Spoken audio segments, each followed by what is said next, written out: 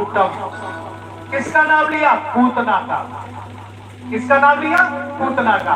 पूतना अपने स्तनों में कालकूट नाम का जहर लगा करके आई थी और भगवान को उसने पान कराया। उस पूतना को भी भगवान ने अपने धाम को पहुंचा दिया। ऐसे हमारे भगवान श्री कृष्ण हैं।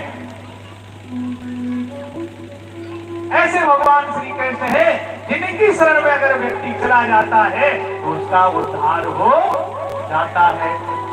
जब उन्होंने 2 श्लोक सुनाए और 2 श्लोक सुनाने के बाद में चुप हो गए। व्यास जी के शिष्य जो थे चुप हो गए। जब चुप हो गए तो उन्होंने कहा और सुनाइए और सुनाइए और सुनाइए। उन्होंने कहा हमारे पास तो बुरा वो हमने कहा आपको सुना दिए।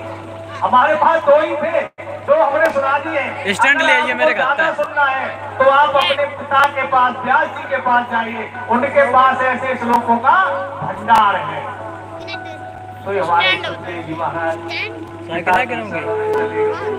है ना, तो सुखदेव जैसा वक्ता और परीक्षक जैसा श्रोता है ना। वक्ता कैसा होना चाहिए? वक्ता भी देखिए ये हमारी भागवत में लिखा है।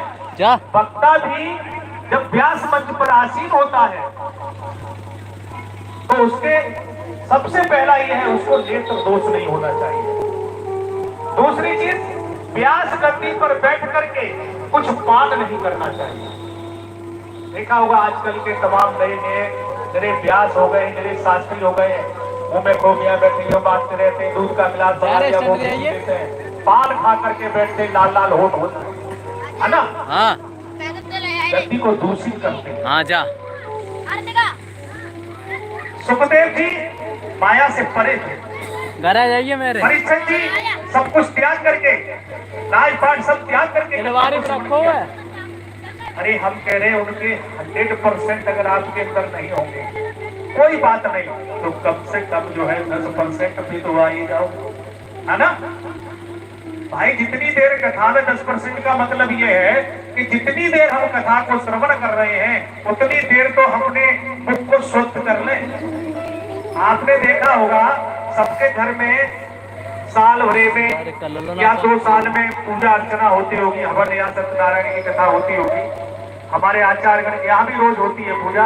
हमारे आचार्यगण सबसे पहले हाथ धुलवाते हैं, धुलाते नहीं धुलाते, और फिर कहते 3 बार आचमन करो। हमको भी कराते हैं, है ना। ये आचमन क्यों कराते हैं? ये आचमन इसलिए कराते हैं कि हमने जो भोजन किया या जो फलाहार लिया या हमने जो मुखवास किया है ना वो जो है हमारा शुद्ध हो जाए। इसीलिए तो कराते हैं कि हम यहाँ पूजा कर रहे हैं तो शुद्धता के साथ पूजा को करें। पूजा के लिए शुद्धता है, भजन के लिए कोई शुद्धता नहीं है। भजन चाहे जैसे करो, हरे राम राम राम हरे हरे, हरे कृष्ण कृष्ण हरे हरे, चाहे जैसे जपो।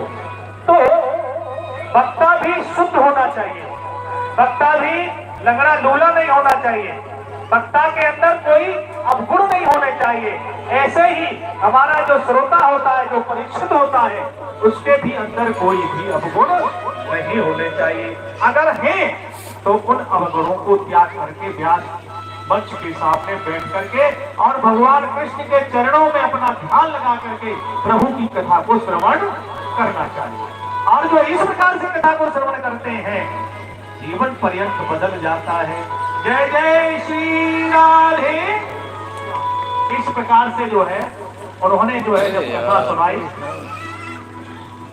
और कहते हैं कि हे ऋषिवरों, द्वापरे समन प्राप्ते तृतीये योग्य पर्यते जात पारा सराधोगी वासव्यम कल्याण। हे ऋषियों, इस समय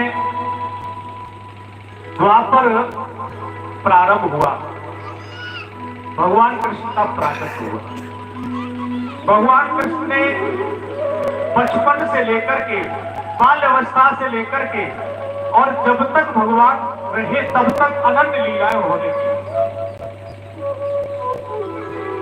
उसी लीलाओं में भगवान ने इस पृथ्वी पर जो दुराचारी लोग थे उन सबका जो है